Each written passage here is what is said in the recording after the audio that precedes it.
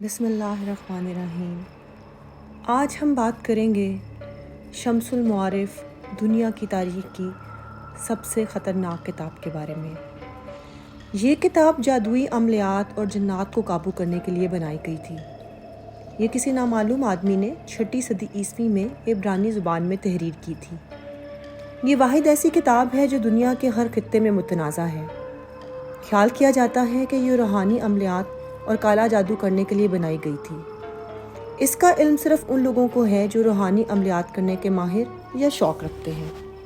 اور کہا جاتا ہے کہ اس کتاب سے جو عملیات سیکھنے کی کوشش کرتا ہے یا صرف پڑھنے کی ہی کوشش کرتا ہے وہ یا تو مجنون ہو جاتا ہے یا جنات اس پر حاوی ہو جاتے ہیں، کیونکہ اس کتاب کے ذریعے کوئی بھی انسان آسانی سے جنات کو قابو کر سکتا ہے۔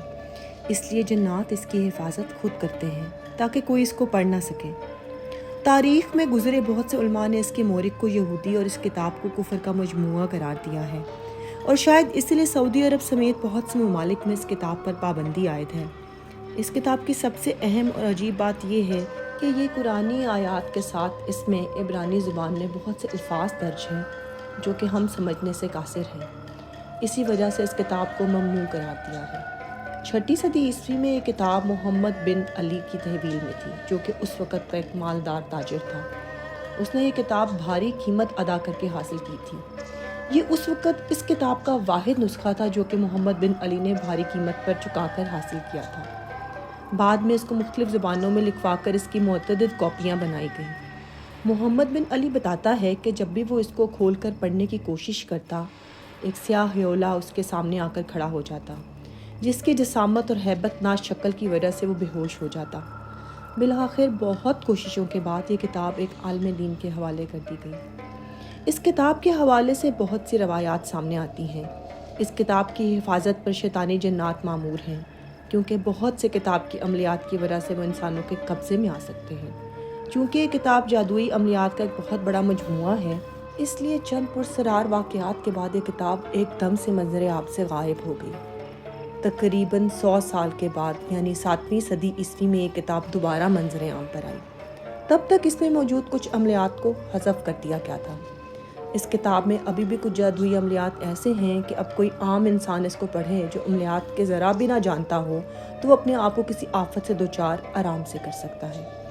اس بات کی کوئی وضاحت نہیں ہو سکی کہ اس کتاب کا کون سا حصہ ہے جسے پڑھ کر کوئی انسان مشکلات کا شکار ہو سکتا ہے، کیونکہ جس انسان نے وہ حصہ پڑھا اس کے بعد اس کو یہ بالکل بھول گیا کہ کون سے حصے کے پڑھنے کے بعد اس کی حالت ایسی ہوئی تھی۔ بعد ازاں ایران کے ایک روحانی عالم علی بن علین نے اس کتاب پر کافی ریسرچ کی، کیونکہ ان کا تعلق روحانیت سے تھا اور عربی اور عبرانی زبان پر ان کو پورا عبور حاصل تھا۔ اس کتاب کے اندر بابل دور کے رائج رسومات کا ذکر بھی موجود ہے۔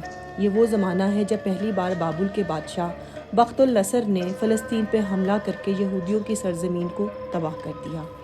اس نے سب سے پہلے یہودیوں کی عبادت گاہ ہیکل سلیمانی کو تباہ کیا اور یہودیوں کو غلام بنا کر عراق لے آیا، جنہیں ذوالقرنین بادشاہ نے آزاد کروایا۔ یہ اس وقت اللہ کا عذاب تھا، کیونکہ یہ لوگ بدعمالیوں اور جادوؤں میں اس قدر بڑھ گئے تھے کہ اس کا کوئی حساب نہ تھا۔ اس کتاب کے 575 صفحے ہیں اور یہ 4 حصوں میں تقسیم ہے اور اس کے 40 چیپٹر ہیں۔ اس میں ایسے عملیات ہیں جو آپ کو شیاطین سے رابطہ کروا سکتے ہیں، اس لیے جب بھی عام شخص نے اس کو پڑھنے کی کوشش کی یا تو وہ مر گیا یا وہ پاگل ہو گیا، کیونکہ شیطان کی فطرت ہی میں مکاری اور دھوکے بازی ہے۔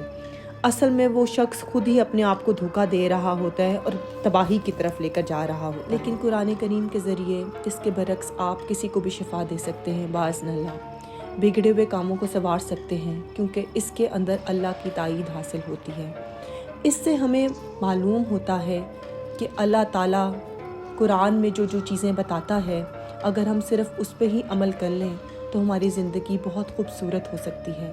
مگر لوگ جلد از جلد حاصل کرنے کے لیے کچھ بھی زندگی کا مقصد یہ شیاطین چیزیں جن کو اللہ تعالیٰ نے منع فرمایا ہے استعمال کرتے ہیں، اور پھر آخرت اور دنیا دونوں کے عذاب میں گرفتار ہو جاتے ہیں۔